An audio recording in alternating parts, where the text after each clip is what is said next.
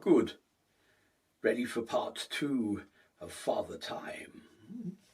Well, sit down. Make yourself comfortable. We're in for a bumpy ride, as they say on Earth. Father Time, part 2. The harvest begins. Barusa continued to work in silence, occasionally glancing across towards Rassilon. A single question was forming in his mind. He stabbed at a series of buttons and stared at the screens above his head. And he examined the images on the screens from the lower levels of the tomb. "Why me?" he asked eventually without looking round. "What on Gallifrey do you mean?" asked Rassilon, almost innocently. "Why me? You could have chosen anyone." "I could have," admitted Rassilon, "but no one has such an in-depth knowledge of the Doctor as you do." He approached the bank of monitors and stood behind Rassilon as he continued to work. Barusa felt a hand pressed down on the back of his chair as the Lord President continued to speak. "It was you, after all, who taught the Doctor, was it not? And became his mentor for all those years, and then helped him through his own presidency reign? He was more than a pupil to you, was he not? He was a friend. And then he betrayed you, and left you here to die in my tomb." Rassilon straightened and laughed. "How could it be anyone else but you?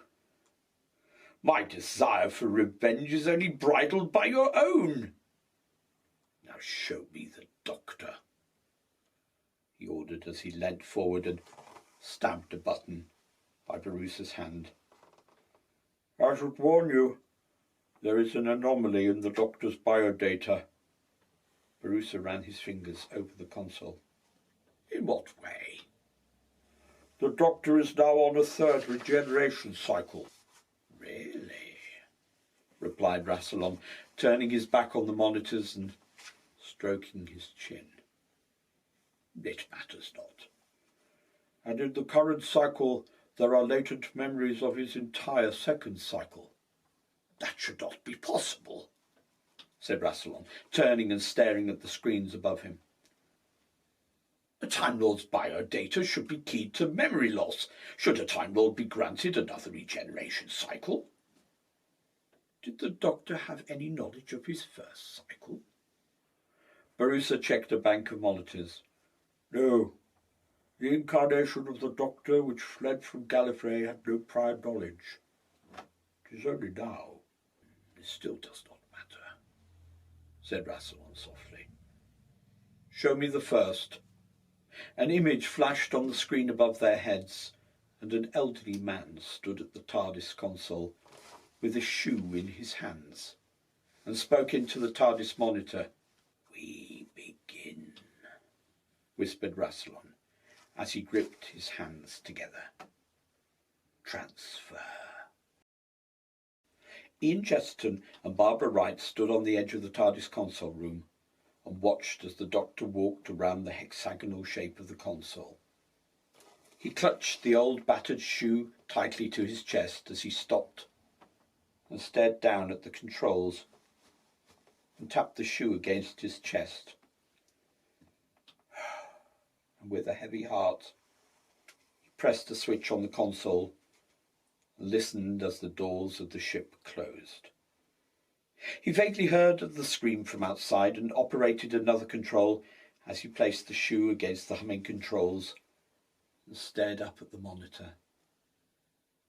Barbara took Ian by the hand and led him quietly from the console room, as the Doctor managed a wry smile in their direction as they left, before staring at the monitor and instructed Susan to step away so he could see her. "During all the years I have been looking after you, you, in turn, have been taking care of me," he said sadly, as he placed his hands on the lapels of his jacket. "Grandfather, I belong with you," came the voice over the speakers. His thumbs absently rubbed his jacket as he stared sadly at the monitor. "Not any longer, Susan." A faint smile played across his lips as he spoke. "You're still my grandchild, and always will be. But you're a woman too. I want you to belong somewhere. You have roots of your own with David. You will be able to find these roots and live normally like any woman should do. Believe me, my dear, your future lies with David, and not a silly old buffer like me." Despite his attempt to lighten his words, they were still filled with a sense of sadness and regret. "One day I shall come back. Yes, I shall come back. Until then, there must be no regrets, no tears, no anxieties. Just go forward in all your beliefs and prove to me I am not mistaken in mine." His eyes dropped from the screen and his hands hovered over the controls for a moment. "Goodbye, Susan. Goodbye, my dear." He didn't wait for a reply from the screen, but operated a series of controls on the console, and slowly, as if reluctantly, the time rotor began to move, and slowly the TARDIS dematerialized. The Doctor gripped the edge of the console and sighed heavily, fighting back the urge to cry that was building up inside him. Everything he had seen, everything he had been, had not prepared him for this. Earth, Skaro, Marinus, Sensphere, Cavemen Vord, Aztecs, Sensorites, and Daleks. All those memories faded into insignificance without Susan by his side. He snatched up the shoe and examined the hole in the sole, and absently walked around the console. "I shall have to fix you," he said, as a faint smile tried to flash across his lips. He stopped and examined the controls of the ship, and frowned, straightening and turned suddenly, staring into the darkness of the console room. "How dare you!" he snapped, as a thick black cloud moved from the corner and out into the light. "You hear me, sir? How dare you!" The Doctor snapped again, as he stood facing the swirling vortex. It moved forward as small sparks of energy jumped from its body, like miniature lightning bolts raging from a storm. "I demand to know who you are, what you are, and what right you have in my TARDIS," demanded the Doctor. He cautiously stepped backwards, placing the time rotor between himself and the cloud. He stabbed at the control on the panel and watched in dismay as nothing happened. The cloud moved towards him slowly. "I demand you leave my TARDIS immediately," he shouted as he backed away from the advancing storm. He threw the shoe he held in his hand and watched it as it passed through the cloud and dropped to the floor close to the main doors. "What are you?"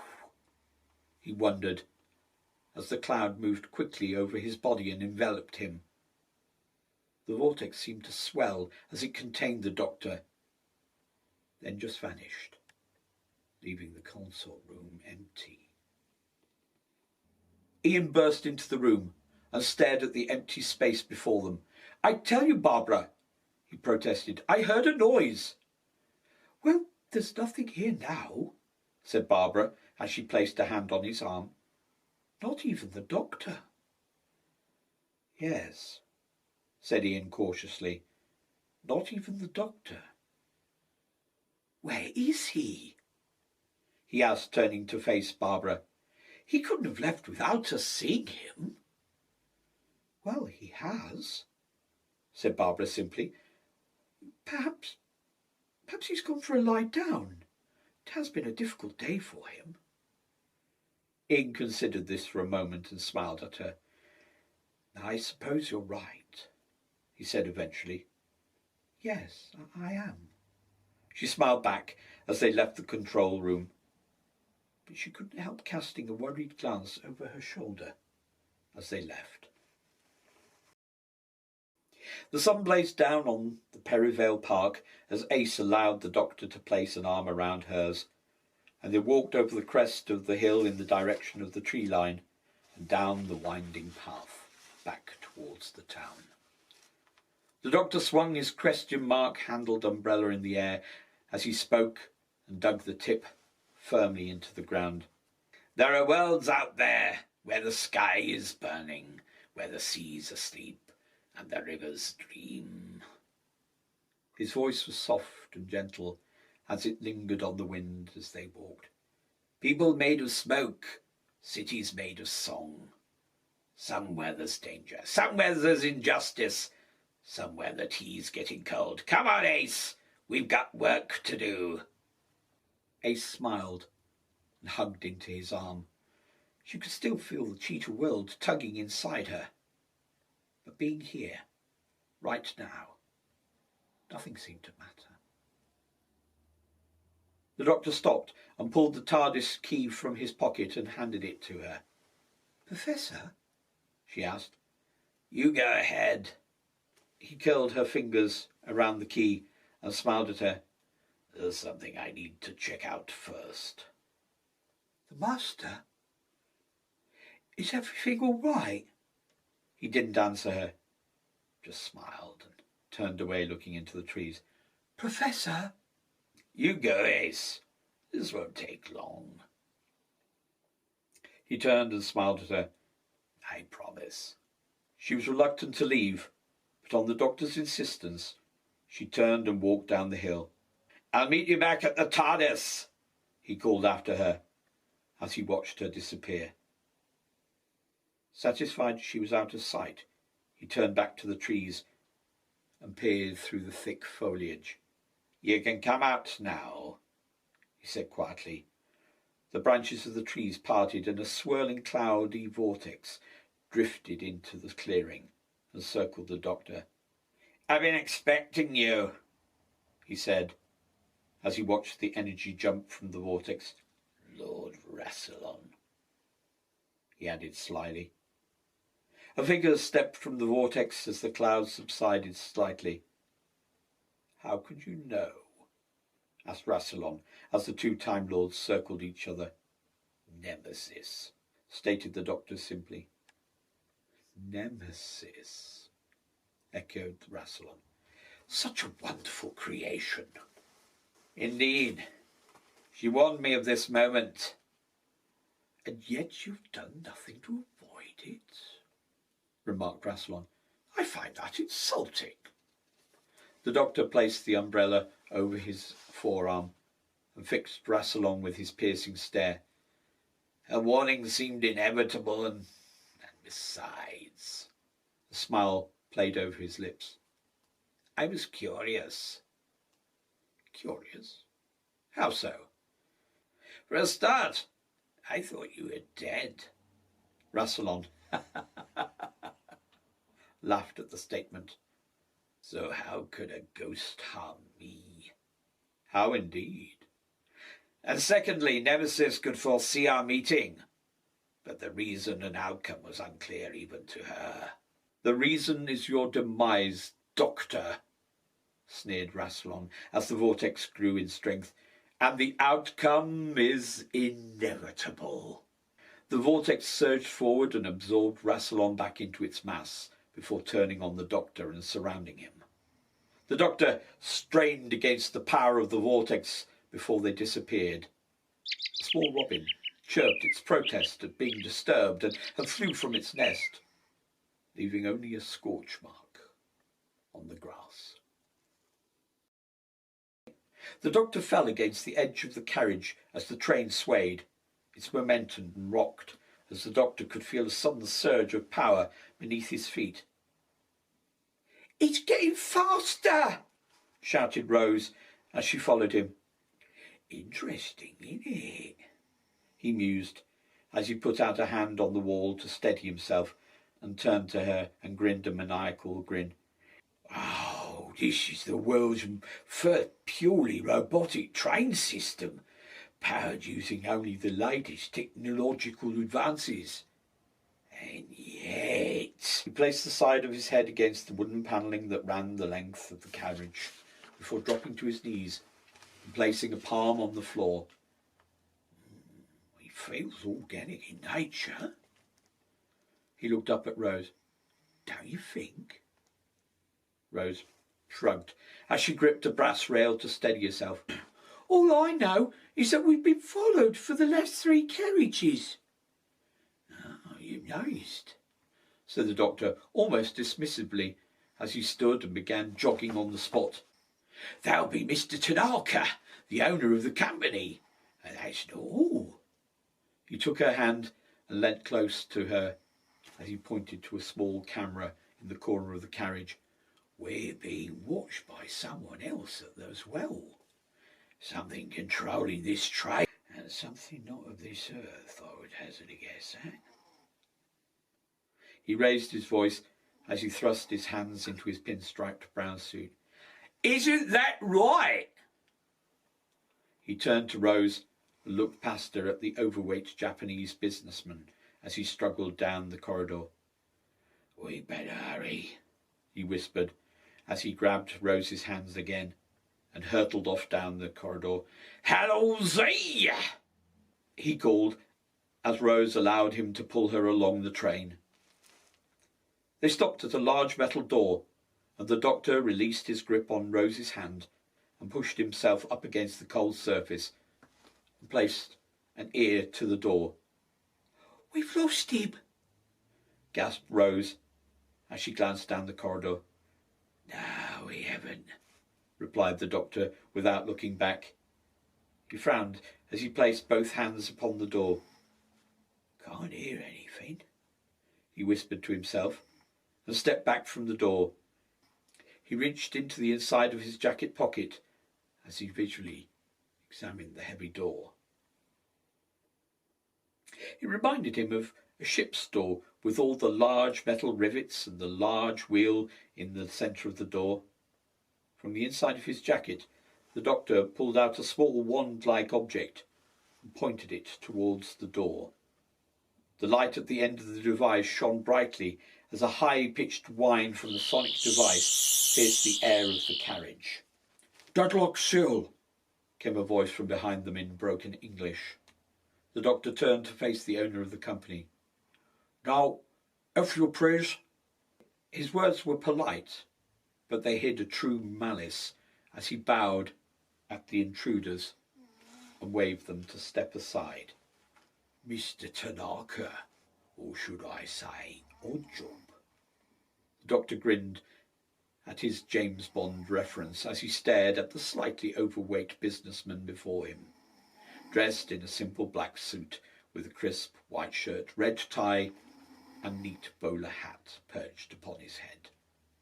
"Doctor," warned Rose as she backed into the Time Lord, "play nicely."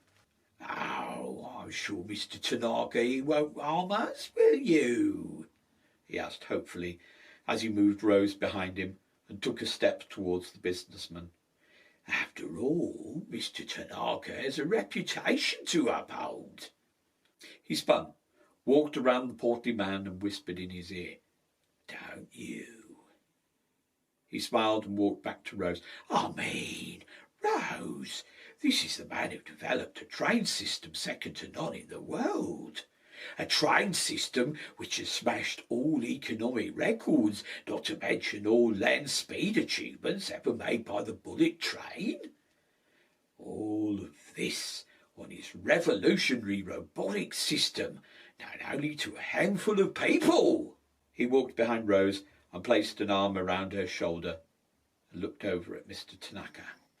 "A system built on prosperity and not exploitation. Isn't that right, Mr. Tanaka?"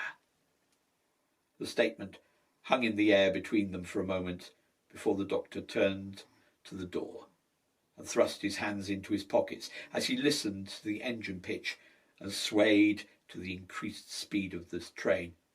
So, why would the final carriage be protected by a deadlock seal, I ask myself? To protect my systems from intruders, snapped Mr. Tanaka. Highly suspicious, I'd say, interjected Rose. Do you know what? I'd say the same, smiled the doctor as he turned around to face Mr. Tanaka. I demand to know who you are and how you entered my train without a boarding ticket. A boarding ticket? The doctor smiled as he reached inside his jacket again and pulled out a small folder and brandished it before Mr. Tanaka. The Doctor +1. Unlimited travel across Japan, he smiled with satisfaction, as the businessman stared at the document. This paper says nothing, said Mr. Tanaka eventually. Now, you shall answer my questions. The doctor looked at the psychic paper in his hand and shook the folder. Must need recharging, he mumbled as he replaced it back into his jacket. I'll answer. Once you've told me who you've got hidden behind that door. He stepped close to Mr. Tanaka and peered down at the businessman and shook his head. Because I'm willing to bet what technology you've got hidden behind that door isn't from this planet. It's alien?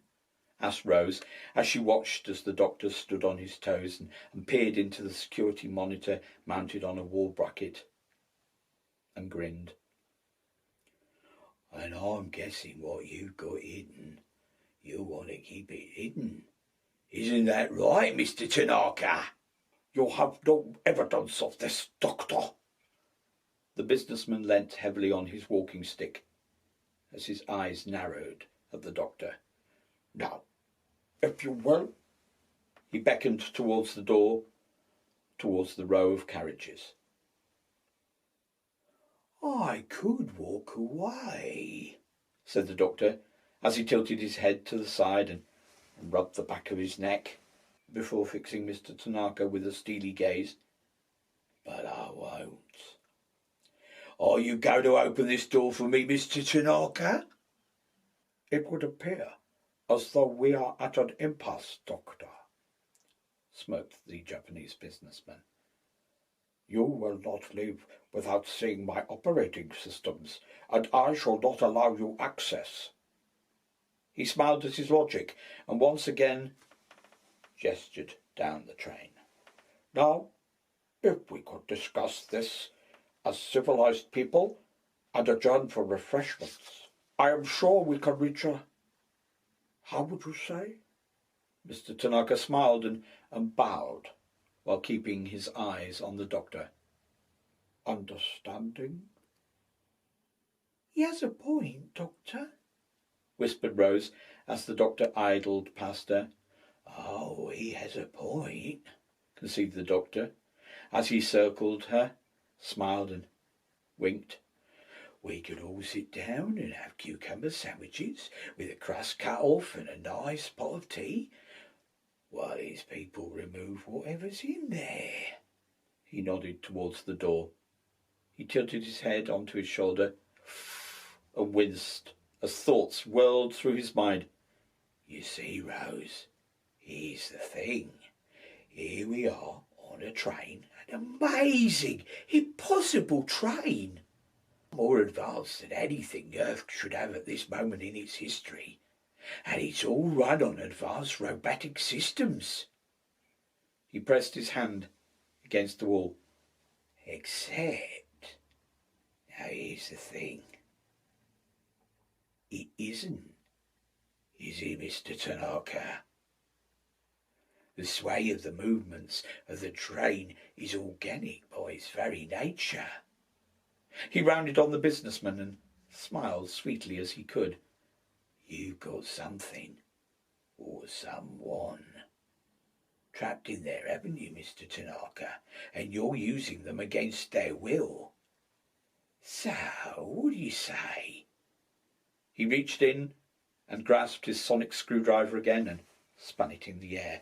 "Open the door and let's have a quick look-see, eh?" "What you accuse me of is purely circumstantial, Doctor, and you shall not have access to the engine system of my train." The smile faded on the doctor's face as it grew on Mr. Tanaka's. "I thought you might say that," he said eventually. "Then what?" asked Rose. "We leave just like that?" "Just like that," agreed the doctor as he watched Mr. Tanaka smile and bow low. "Or," the word hung in the air, "we ask." He turned and pointed at the security monitor, which had been trained on the entire conversation. The doctor bounded up to the camera and gripped the small lens and spoke directly into it. "What do you say, big fella? Gonna let us in?" Silence. The air was deafened by the silence that hung around the enclosed carriage before Rose spoke. "Nice try," she said softly. "If we could," said Mr. Tanaka. A touch of malice edged his voice as he spoke.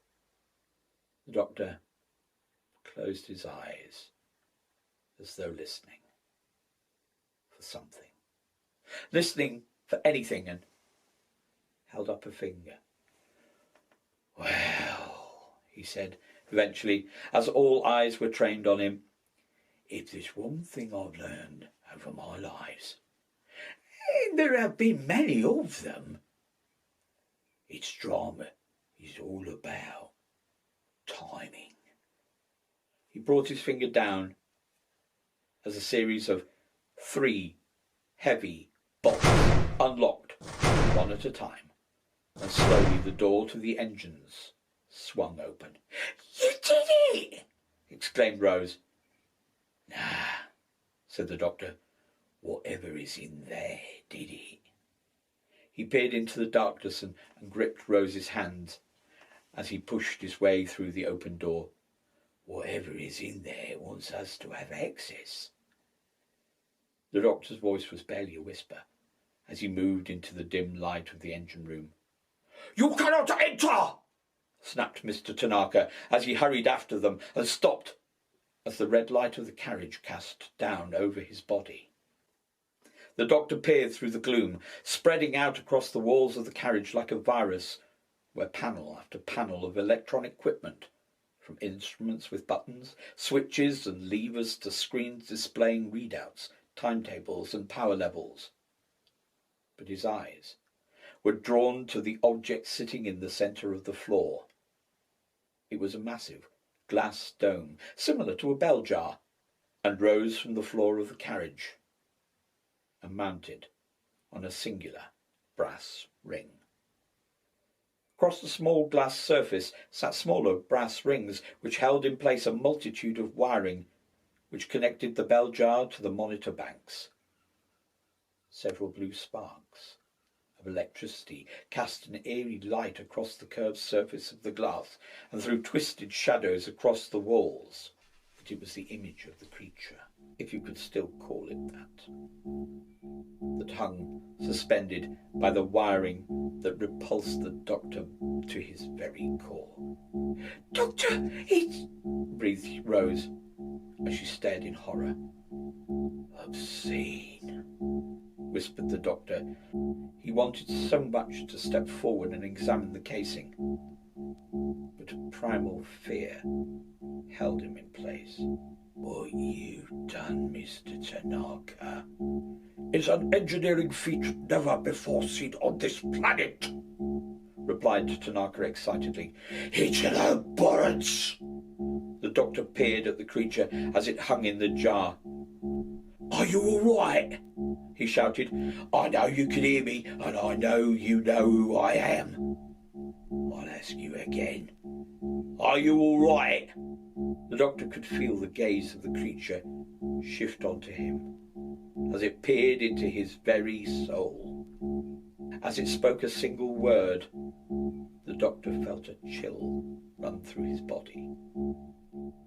"Exterminate!"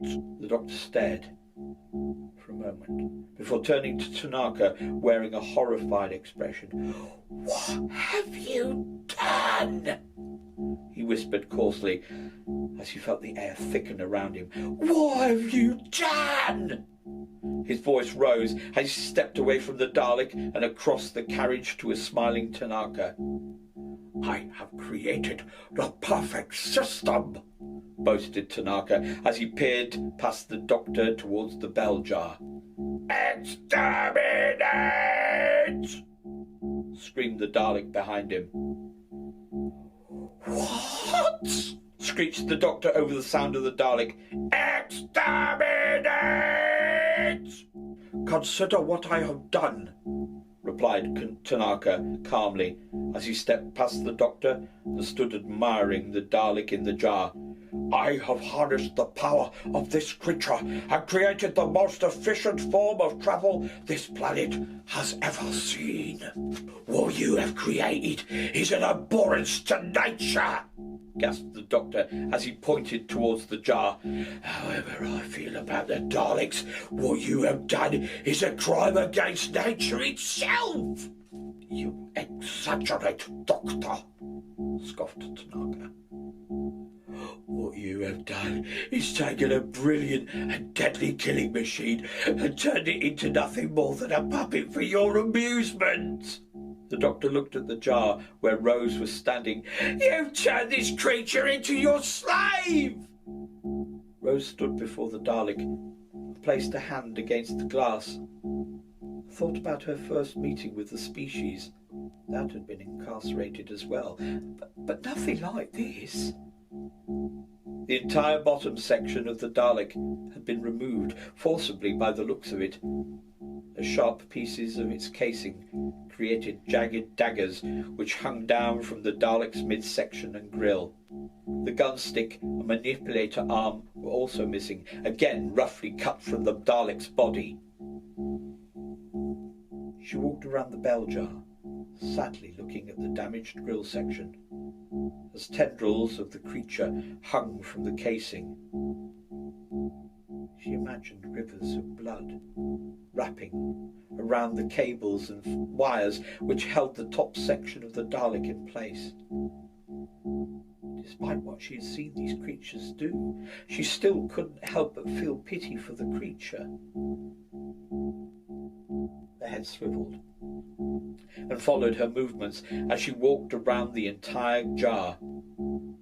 Rose paused as its iris contracted as it stared back at her as she placed a hand flat on the surface of the glass. "Nonsense, Doctor!" laughed Tanaka. "This creature does not feel as we do. Therefore, it is devoid in freedom. It does as I instruct it." "This is a living, breathing creature with as much rights as you or me." The doctor almost couldn't believe he was defending a creature he had spent most of his life in conflict with. "I don't think you realise how dangerous it is what you've done." He scratched his head and glanced at the Dalek, who'd fallen silent. "You underestimate me, Doctor," smirked Tanaka as he spoke, puffing out his chest like a proud cockerel. "My engineers have disabled all the creature's weaponry and removed them." He waved at the remains of the Dalek in the jar. "It is completely under my control." "Removed all weaponry?" exclaimed the doctor. "All you've done is taken away its primary weapon. You've left it probably its most dangerous." He stepped towards the jar and peered through the glass. "You've left it with its intelligence, Mr. Tanaka. That's the most dangerous thing in the world." "Are you all right?" asked Rose softly as she peered through the glass. The doctor glanced at her and then back at the Dalek. "It burns," Dalek's voice was softer than normal, but still had that unmistakable, unworldly tone to it. "It feels, Tanaka." The doctor spoke in hushed tones without taking his eyes off the Dalek. "It's hurting.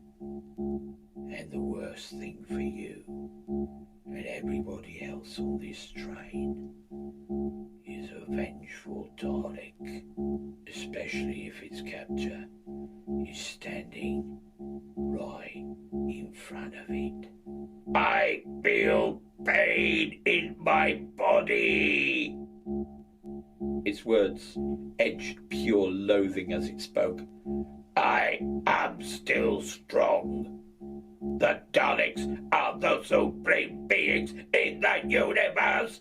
I shall escape, and I shall exterminate you!" The words sent a chill through the doctor's soul as the eye stalk swung around and pierced the doctor's eyes. "Tanaka!" The businessman took a step back and pulled out a small box from his pocket and pressed a single red button on the centre of the device. Blue sparks emitted around the Dalek as it screamed an unholy scream of pain. "I control your creature! You do my bidding!" "Stop it!" shouted Rose as she covered her ears from the sound of the Dalek. "Tanaka!" warned the doctor as he took Rose by the shoulders. "Rose!" he said urgently. "Rose, listen!" He could see tears forming in her eyes as he shook her gently. "You trust me, don't you?" She nodded as he continued to speak quickly but quietly at her. "You've got to take your TARDIS key." He didn't wait for her to answer as he continued. "Take it and run back to the TARDIS. Don't stop for anything and don't wait for me. I'll meet you back there. You understand?" She opened her mouth to protest, but her words died in her mouth as he repeated firmly, "Go back to the TARDIS." She nodded and ran from the carriage. He watched her go before turning to the Dalek, which was still encased in blue electricity.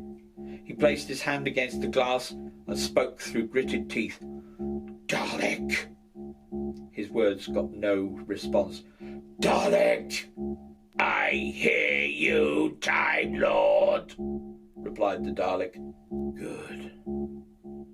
The doctor closed his eyes for a moment and glanced towards Tanaka, who was replacing the box into the pocket of his jacket. "Do you have enough power for a temporal shift?" "Yes." The power around the Dalek subsided as the doctor walked around the jar, away from Tanaka's gaze, and removed his sonic screwdriver and scanned the instruments on the carriage wall. "I cannot escape," it said, as it watched the doctor. "And according to these readings, as soon as you're freed, you die." The doctor placed a hand on the jar and shook his head. "I'm sorry, but I can't save you." "I do not wish to be saved," came the harsh response. "What do you wish for?" Its head swung around to face Tanaka. "Exterminate!" "I thought so," said the doctor. "I can give you your freedom on one condition." "Speak," instructed the Dalek. "You use your temporal shift to transport everyone on this train to safety. Then destroy the train, so this technology becomes useless." "My power levels are depleted. The temporal shift will only transport a short distance." "That's good enough," said the doctor. "Will you do it?" "My function is impaired." "Will you do it?" The Dalek stared at Tanaka. "I obey." The doctor waved the screwdriver at the control panel like a wand, and sparks danced over the monitors as clouds of thick smoke began pouring from the walls. "What are you doing?" shouted Tanaka over the sound of small explosions. "Giving the Dalek his freedom!" yelled the Doctor as cracks appeared over the surface of the glass. "Temporal shift!" cried the Dalek as small fires broke out around the wires holding it in its place. The Doctor stared at Tanaka as he stood in the smoke. "I said everyone!" shouted the Doctor as the sound of the engines rose as the train picked up speed. "That human Tanaka remains!" "No!" shouted Tanaka as he fell to the floor as the train picked up speed. "We had a deal!" shouted the Doctor. 20 rels! The eye stalk swung to the Doctor. 19 rels! The Doctor gritted his teeth and shouted towards Tanaka as he stepped out of the carriage. "Come on!" he waved. The door closed between them, and he stood listening for a moment at the businessman's fist hammering on the door before reluctantly running down the corridor. His legs pushed him along the corridor as the carriages swayed from side to side as they threatened to haul themselves off the rails. He could hear the distant sound of the Dalek as it continued its countdown. 13 rels! He ran past a doorway, and a movement inside the carriage caught his eye, causing him to skid to a halt. "Dalek!" he shouted angrily. "You lied!" He pulled open the door and stood in the doorway with his hand outstretched. "Quickly!" he urged. "The Dalek didn't lie," came a smooth, deathly voice as a cloud of mist detached itself from the shadows. "The creature kept its word." "What?" exclaimed the Doctor as he watched the cloud float towards him. "What?" He stepped back as the cloud reached out a single bony hand, and before he could react, the cloud enveloped the Doctor. The smoke cleared around the Doctor as he sat on the cold metallic floor. He could see scorch marks on the far wall, and carefully he placed a hand on the floor and looked around the edge of the large circular tank he was sitting against. The room seemed empty, apart from the array of large cylindrical vats which occupied the immediate vicinity. But he knew this was not the case. He sat forward and emptied his pockets, searching for anything that could help him, and stared over the bits and pieces on the floor between his legs. A small pair of spectacles, a half-eaten apple, a cricket ball, a paperclip, string, and a packet of celery seeds. "General Stoke!" he shouted as he absently began refilling his pocket. "General Stoke!" he shouted. "Hold your fire!" "Wutan scum!" called the voice back. "You shall be destroyed in the name of Sontar!" The Doctor sighed and shook his head. Typical Sontaran logic. He crouched and peered behind the vat his body pressed against. From his position, he could make out 4 Sontaran troopers searching the area, picking their way through the series of large circular vats, like the one he leant against. He sighed and stood with his back to the large circular vat and pulled the cricket ball from his pocket and gripped it tightly between his fingers.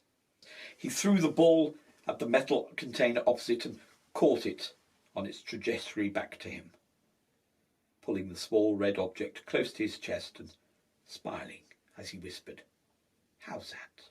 to himself. His smile turned into a grin as he listened to the commotion the noise of the ball had made on the metal vat, and the surge in the footsteps of the troopers as they ran towards the sound. The Doctor replaced the ball and peeled away from the wall of the vat in the opposite direction and slowly picked his way through the room.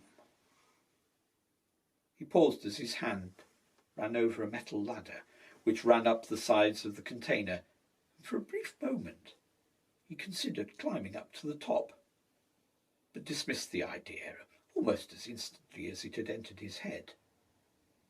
He could hear the sound of the Sontarans in the distance as they continued the search for him.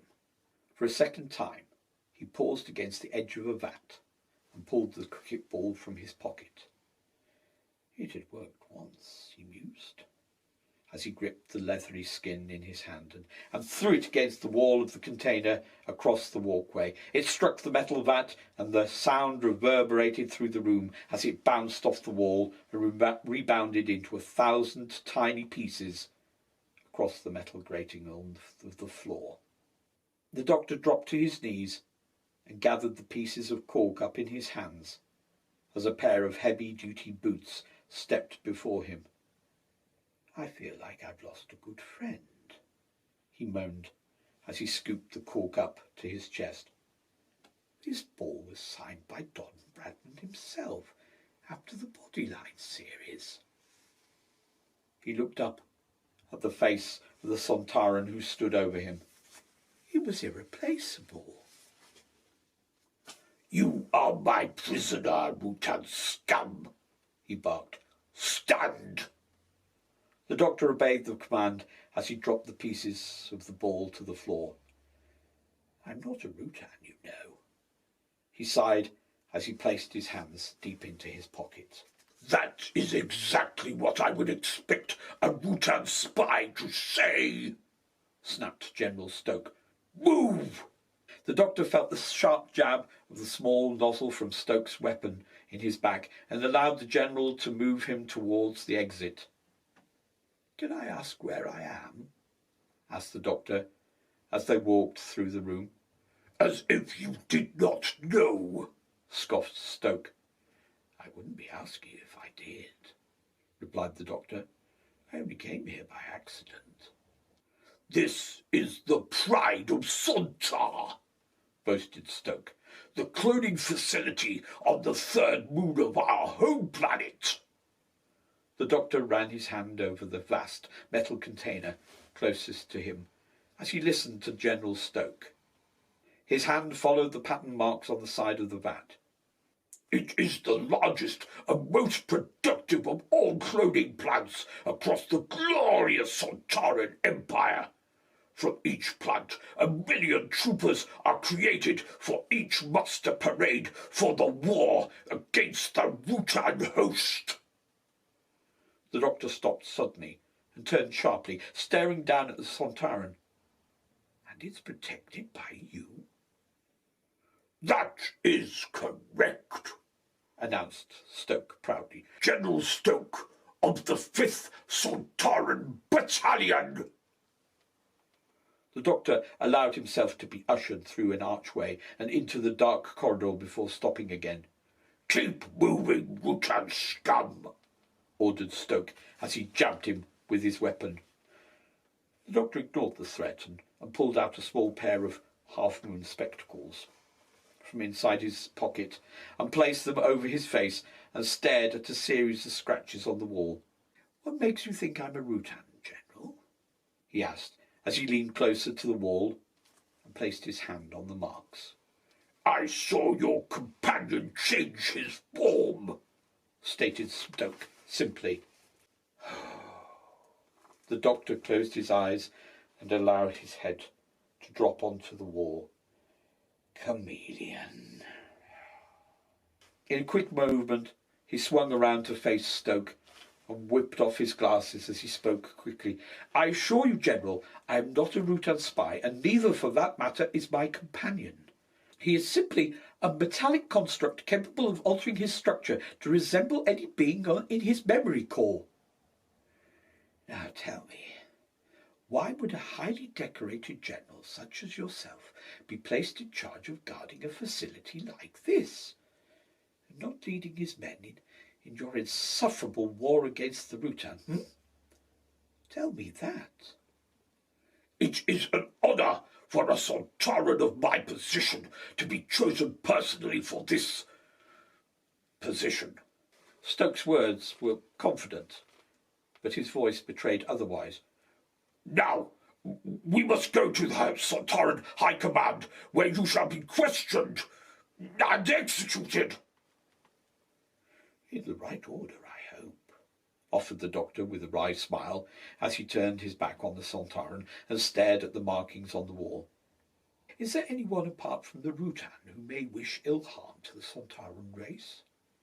He asked as he moved along the wall to a second set of marks similar to the first. No one. No one? Queried the doctor. I find that hard to believe. Not even other Sontarans. No one, reiterated Stoke, as his eyes wandered to the marks on the walls, as though seeing them for the first time. Except... There is talk. No one. The doctor stared at the marks through his spectacles and traced his fingers along 3 horizontal scratches gouged into the metal wall. Then a single line swept through the 3 in a vertical sweep. Come on, Stoke.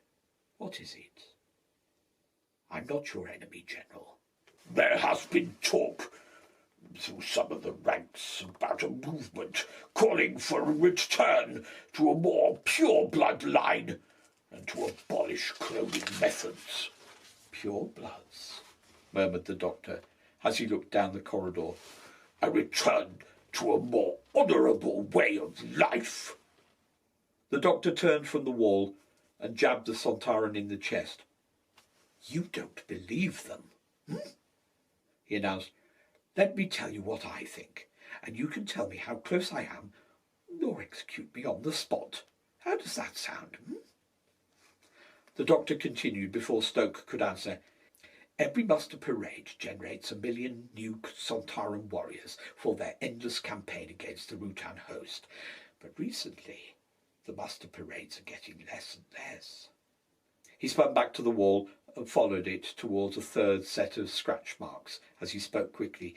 Either the vats are being contaminated naturally, or something or someone is sabotaging the equipment to create a vacuum in cloning sizes. High Command must be deeply worried about the pure blood movement. So it pulled a highly decorated officer from the front line as a move to halt the sabotage and hopefully discover what is going wrong with the pride of Sontar. He turned and smiled at Stoke. How am I doing so far? He asked sweetly, smiling at the soldier. But you can't find the problem, can you, Stoke?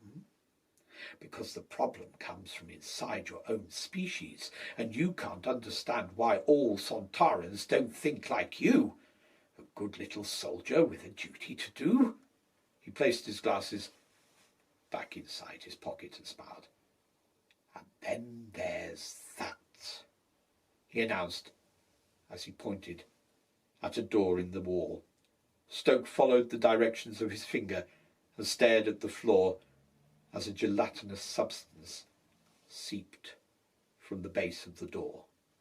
The doctor walked towards the door and crouched down, peering at the clear liquid. He rummaged through his pockets for a moment before pulling out an old lollipop stick and scooped up a small piece of liquid and sniffed it. Doesn't smell, he said quietly as he watched the liquid ooze from the stick.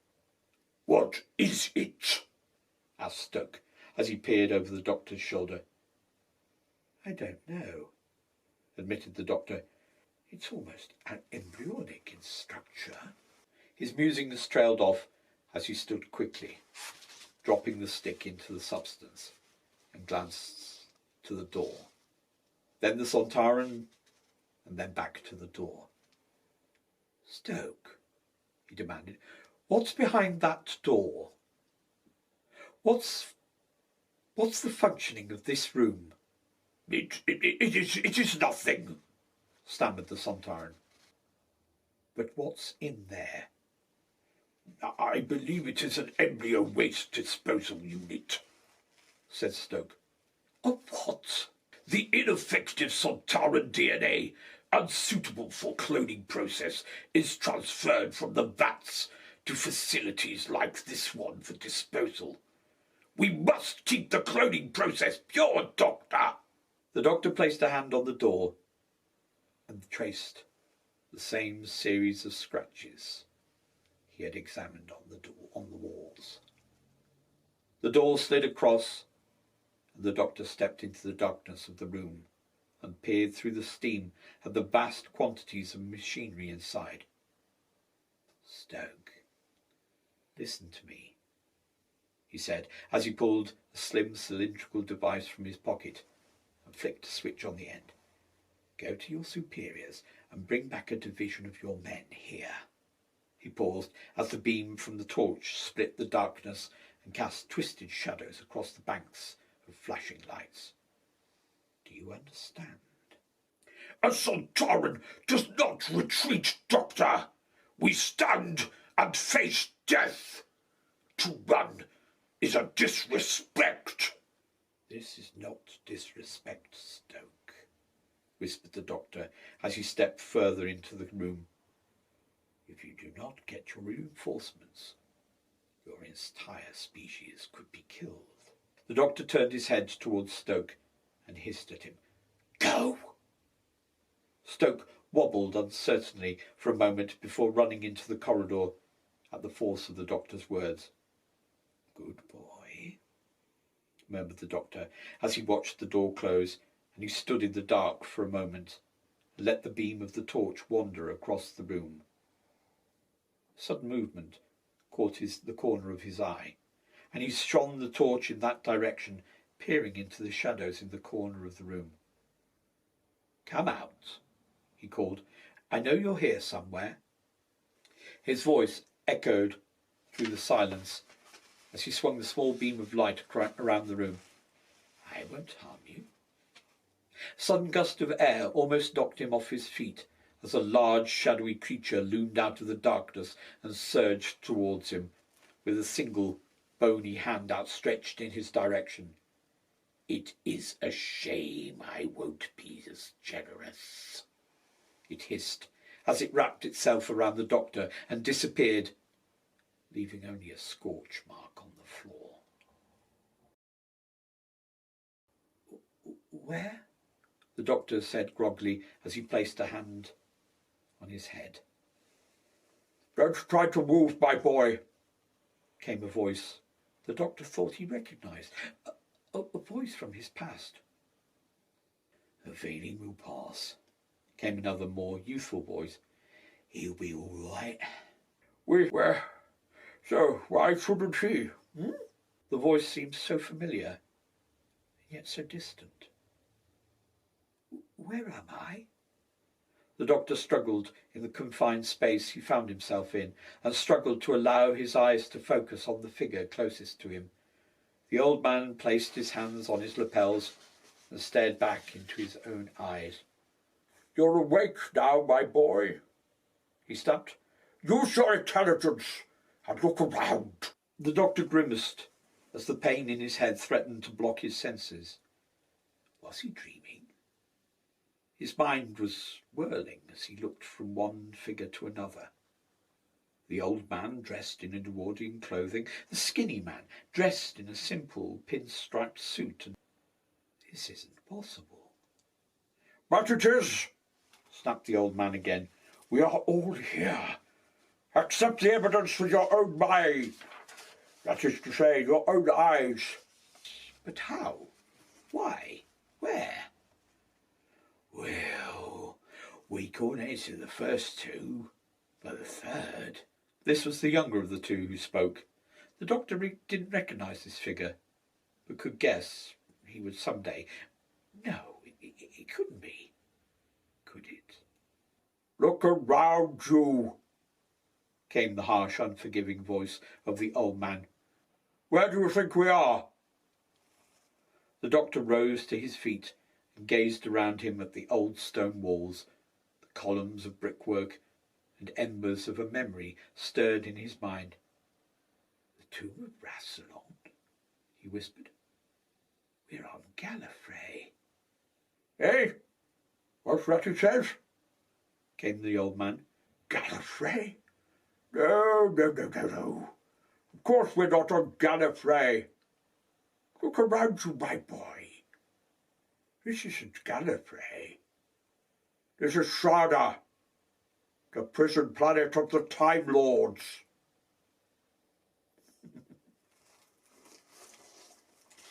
And there we have it.